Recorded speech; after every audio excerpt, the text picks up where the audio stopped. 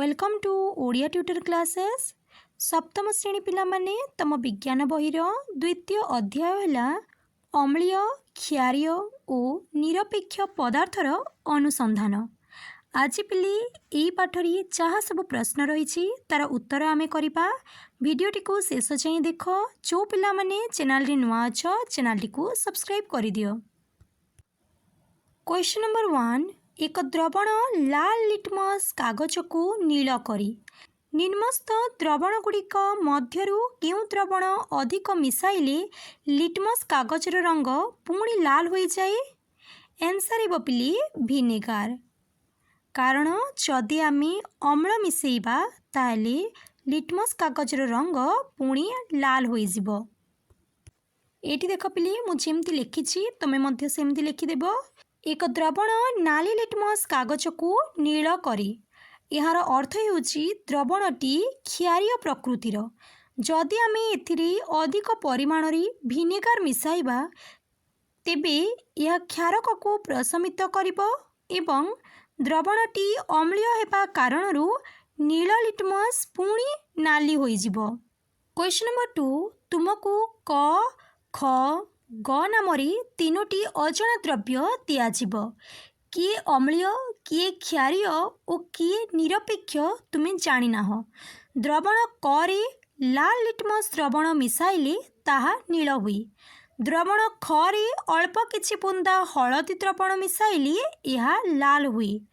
ओ लाल गोलापरू प्रस्तुत पदार्थ को द्रवण ग रे मिसेइले ताहा सबुज हुई।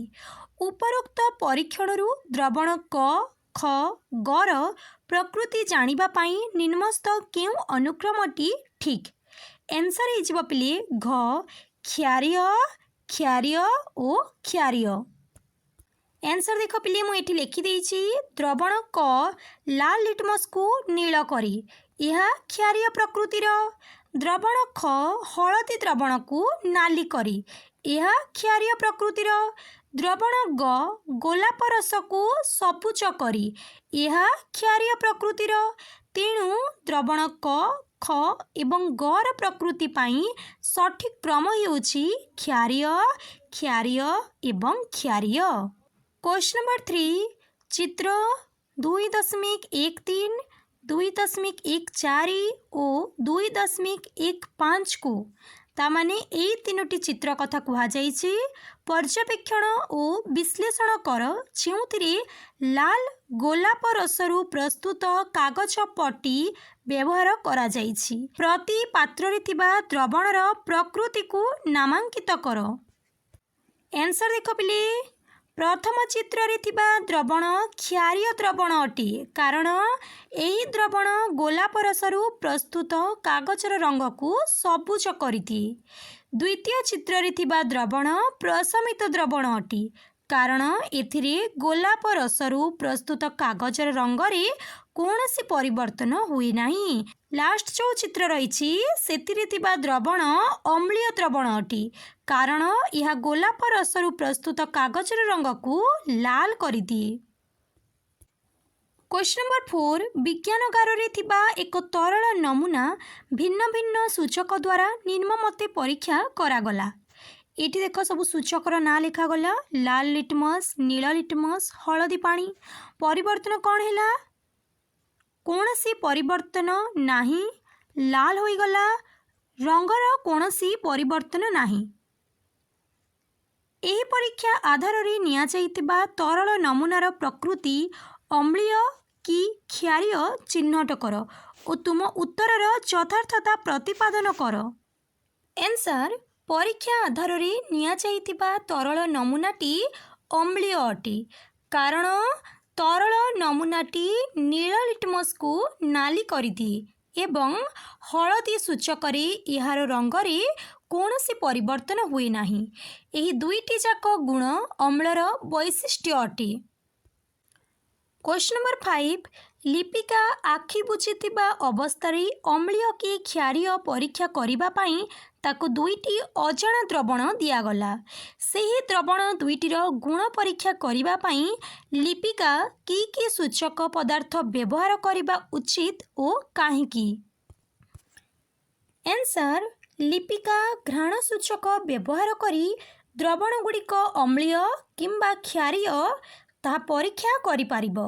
कारण घ्राण सूचक गुड़िक हेउची एपरी पदार्थ जार गंध अम्लीय किंबा क्षारीय परिवेश रे परिवर्तन होइथाई। जेहेतु लिपिका आखि बुझिथिबे तेणु रंगर परिवर्तन देखिपारिबे नाही, किंतु गंध सुंघी द्रवणर प्रकृति जानिपारिबे। 6 नंबर क्वेश्चन हला, अध्याय आरंभ रे थिबा वार्ता गोटिए धड़ा कागज रे लिखिबा पाई तुमे केउ केउ उपादान व्यवहार करिबो? तुमर स्प्रे बोतल रे एथिपाई कौन रखिबो? विभिन्न संभाव्य संयोजन और लेखार रंग को नहीं एक सारणी तैयारी कर। आंसर देख पिले, लेखार रंग व्यवहृत हेउतिबा पदार्थर प्रकृति एवं स्प्रे बोतल रे थिबा द्रवण उपरि निर्भर करी निम्नरे विभिन्न संभाव्य मिश्रणर सारणी दियागला। एठी देख पिले मु एमती लिखि देइछि, तमे एमती गोटे सारणी तैयारी करिबो आउ सेथिरे एमती लिखि देबो पिले। लेंबू रस नील लिटमस द्रवण लाल, खाइबा सोडा लाल लिटमस द्रवण नील, भिनेगार गोलाप रस लाल, साबुन द्रवण हलदी द्रवण लाल, अंगूर रस बीटरूट रस लाल, धोइबा सोडा द्रवण बीटरूट रस नील। क्वेश्चन नंबर 7, अंगूर रस सहित लाल गोलापरू संगृहित पदार्थ मिसागला। मिश्रणटी लाल रंग भली देखागला। जदि से मिश्रण रे खाइबा सोडा मिसा जाए तेबे कौन हेबो? तुम उत्तरर यथार्थता प्रतिपादन कर। आंसर, जेतेबेले अंगूर रस एवं नाली गोलाप रसर मिश्रण रे खाइबा सोडा मिसा जाए सेतेबेले मिश्रण रे क्षारीयता वृद्धि पाए। क्षारीय परिवेश रे नाली गोलाप रसर रंग सबुज हो जाए, तेणु खाइबा सोडा मिसाइबा परे मिश्रणटी सबुज रंग रे परिणत हेबो। क्वेश्चन नंबर 8, कमला रस व्यवहार करी ज्योति तार जन्मदिन रे ता आई पाखक एक गुप्त वार्ता पठेइला। वार्ताटी पढ़िबा पाई ज्योतिर आई को तुमे साहाय्य करि पारिबो कि? केउ सूचक व्यवहार कले वार्ताटी स्पष्ट पढ़ी हेबो? आंसर, ज्योतिर आई पिले याकू आई लिखि दियो। ज्योतिर आई अम्ल क्षार सूचक व्यवहार करी से गुप्त संदेशटी को पढ़ी पारिबे। कारण कमला रसर प्रकृति अम्लीय, से संदेशटी को दृश्यमान करिबा पाई गोलाप रस किंबा बीटरूट रस किंबा जामुकोली रस व्यवहार करि पारिबे। क्वेश्चन नंबर 9, प्राकृतिक सूचक किपरि प्रस्तुत करा जाए उदाहरण सह वर्णना कर। आंसर, रंगीन पिगमेंट थिबा उद्भिदर अंश को व्यवहार करी प्राकृतिक सूचक प्रस्तुत करा जाई पारिबो। उदाहरण, लाल गोलाप रस प्रस्तुति। गोलाप पाखुड़ा को धोई भल भाबरे छेची देबा, याकू एक ग्लास रे रखी सेथिरे किछि गरम पानी मिसेइबा। 5 ରୁ 10 मिनिट परे मिश्रण को छाणी देबा। प्रस्तुत होइतिबा तरलटी एक सूचक जहा अम्ल रे लाल एवं क्षार रे सबुज रंग होइथाए। क्वेश्चन नंबर 10, तुमको भिनेगार खाइबा सोडार द्रवण और चीनीर द्रवण एही तीनोटी तरल पदार्थ दियाजिबो। केवल हलदी कागज व्यवहार करी तुमे सेही तीनोटी पदार्थर प्रकृति चिन्हट करि पारिबो कि? एहार कारण वर्णना कर। आंसर, जो तरल पदार्थटी हलदी कागज को लाल कर दिए ताहा हेउछि खाइबा सोडा। कारण हलदी केवल क्षारीय द्रवण रे लाल रंग होइथाए। अन्य दुईटी तरल पदार्थ हलदी कागजर रंग परिवर्तन करती नाही, तेणु सेगुड़िक भिनेगार किंबा चीनी द्रवण होई पारे। यार कारण हेउछि हलदी अम्लीय किंबा प्रशमित द्रवण रे हलदिया होई रहे, तेणु यह द्वारा सेमानंक मध्यरे पार्थक्य जानिबा संभव नुहे। क्वेश्चन नंबर 11, लाल गोलापरू प्रस्तुत पदार्थ को एक तरल एक्स ର ମିଶାଇଲେ ତରଳର ରଙ୍ଗ ସବୁଜ ହୁଏ। କହିଲ ତରଳ ଏକ୍ସର ପ୍ରକୃତି କ'ଣ? ସେ ତରଳ ଏକ୍ସରେ ଅଧିକ ଅଁଳା ରସ ମିଶାଇଲେ କ'ଣ ହେବ? ଆନ୍ସର୍ ତରଳ ଏକ୍ସ ପ୍ରକୃତିରେ କ୍ଷାରୀୟ ଅଟେ କାରଣ ଏହା ଲାଲ ଗୋଲାପ ରସକୁ ସବୁଜ କରିଦିଏ। ଅଁଳା ରସ ଅମ୍ଳୀୟ ଅଟେ ଏବଂ ଯେତେବେଳେ ଏହାକୁ ଅଧିକ ପରିମାଣରେ ମିଶାଯାଏ ଏହା ତରଳ ଏକ୍ସର କ୍ଷାରୀୟତାକୁ ପ୍ରଶମିତ କରି ଦ୍ରବଣକୁ ଅମ୍ଳୀୟ କରିଦିଏ। ଫଳରେ ଲାଲ ଗୋଲାପ ରସର ରଙ୍ଗ ପୁନର୍ବାର ଲାଲ ହୋଇଯିବ। କ୍ୱେଶ୍ଚନ୍ ନମ୍ବର 12 ନିମ୍ନରେ ଦିଆଯାଇଥିବା ପ୍ରବାହ ଚିତ୍ରର ସୂଚନାଗୁଡ଼ିକୁ ପର୍ଯ୍ୟବେକ୍ଷଣ ଓ ବିଶ୍ଳେଷଣ କର। ଖାଲି ଥିବା ସ୍ଥାନରେ ସୂଚନାଗୁଡ଼ିକ ପୂରଣ କର। ଏକ ବଗିଚାରେ କେତେକ ରୁଗ୍ଣ ଗଛ ଥିବାର କଳ୍ପନା କର। ମୃତ୍ତିକାର ପ୍ରକୃତି ଡ୍ୟାସ୍ ହୋଇଥିବ? ଅମ୍ଳୀୟ। ମୃତ୍ତିକାର ପ୍ରକୃତି ଡ୍ୟାସ୍ ହୋଇଥିବ?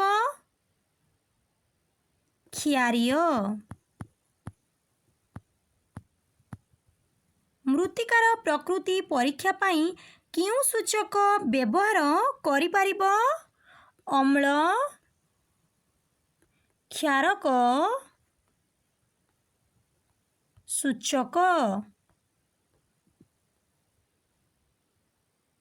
ଅମ୍ଳୀୟ ମୃତ୍ତିକାକୁ ଡ୍ୟାସ୍ ଦ୍ୱାରା ପ୍ରତିକାର କରାଯାଇପାରିବ? ଚୂନ। କ୍ଷାରୀୟ ମୃତ୍ତିକାକୁ ଡ୍ୟାସ୍ ଦ୍ୱାରା ପ୍ରତିକାର କରାଯାଇପାରିବ? ଖତ କିମ୍ବା କମ୍ପୋଷ୍ଟ। ନେକ୍ସଟ ରହିଲା ପିଲେ ତମର ଅନୁସନ୍ଧାନମୂଳକ ପ୍ରକଳ୍ପ ଯାହାକୁ କି ତମେ ନିଜେ କରିବାକୁ ଚେଷ୍ଟା କରିବ। ତାହେଲେ ଏତିକି ଥିଲା ପିଲେ ତମର ପ୍ରଶ୍ନ ଉତ୍ତର। ଭିଡ଼ିଓଟିକୁ ଲାଇକ୍ କରିଦିଅ, ତମ ସାଙ୍ଗମାନଙ୍କ ସହ ସେୟାର କରିଦିଅ। ଯେଉଁ ପିଲାମାନେ ଚ୍ୟାନେଲରେ ନୂଆ ଅଛ ଚ୍ୟାନେଲଟିକୁ ସବସ୍କ୍ରାଇବ୍ କରିଦିଅ।